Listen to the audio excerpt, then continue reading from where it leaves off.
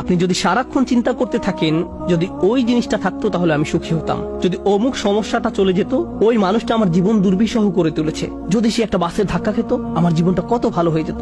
প্রতিবার বাস দেখলেই আমি এই দোয়া করি।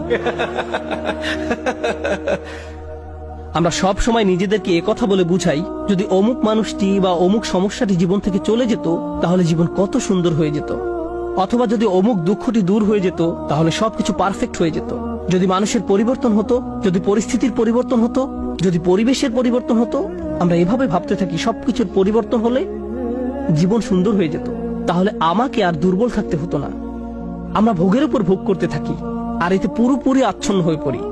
আর আল্লাহ আজ্জা জাল্লা বর্ণনা করছেন, জানো তুমি কত দুর্বল? তুমি একটি মাছির চেয়েও দুর্বল। দুআফাত তালিব ওয়াল মাতলুব।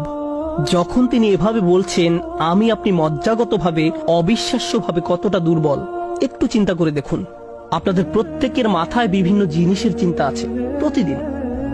আমরা এখন রোজা রাখছি, নামাজ পড়ছি, আর আলহামদুলিল্লাহ নামাজ পড়ার সময় আমরা মনোযোগ ধরে রাখার চেষ্টা করি, কিন্তু এর বাইরে আপনার মাথায় কোন চিন্তা ঘুরঘুর করে? আপনি কি নিয়ে উদ্বিগ্ন থাকেন? আপনি কি নিয়ে চিন্তা করেন? কোন চিন্তাটি আপনার মাথায় সারাক্ষণ ঘুরতে থাকে? কোন জিনিসটির ব্যাপারে ভাবেন এটা যদি থাকতো, আর কোন জিনিসটির ব্যাপারে ভাবেন যদি এটা না থাকতো?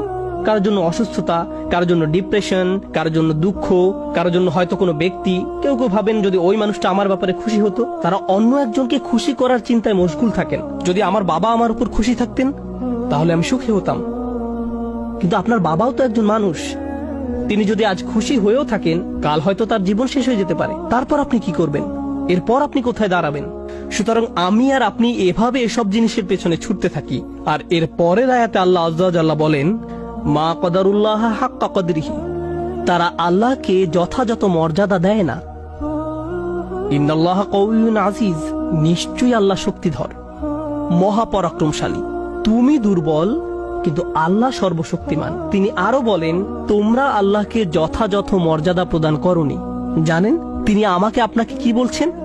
তিনি বলছেন, তোমরা বিভিন্ন জিনিসের পেছনে ছুটবে, তোমরা বিভিন্ন মানুষের পেছনে ছুটবে, তোমরা এই দুনিয়ার যত কিছুর পেছনেই ছুটো না কেন, এর প্রতিটি জিনিসের একদিন সমাপ্তি হবে। এর প্রতিটি জিনিস দুর্বল। এই কারণে তুমিও দুর্বল হয়ে পড়েছ।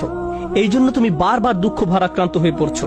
ফলশ্রুতিতে তুমি বারবার ক্ষতির সম্মুখীন হচ্ছ। কিন্তু শেষবারের মতো যখন তুমি এই সিদ্ধান্ত গ্রহণ করবে, তোমার যত চাওয়া পাওয়া আছে তার মাঝে সবচেয়ে বড় চাওয়া পাওয়া হলো তোমার মালিককে খুশি করা, যখন তুমি সবকিছুর উপরে আল্লাহর সন্তুষ্টিকে প্রাধান্য দাও, যখন তুমি সত্যিকার অর্থে তোমার অন্তর থেকে এটা করতে পারবে, একমাত্র তখনই, যেহেতু তিনি শক্তিধর। জানেন আল্লাহ এইমাত্র আমাদের শেখালেন, যখন তুমি দুর্বল কাউকে পেতে চাও তখন তুমিও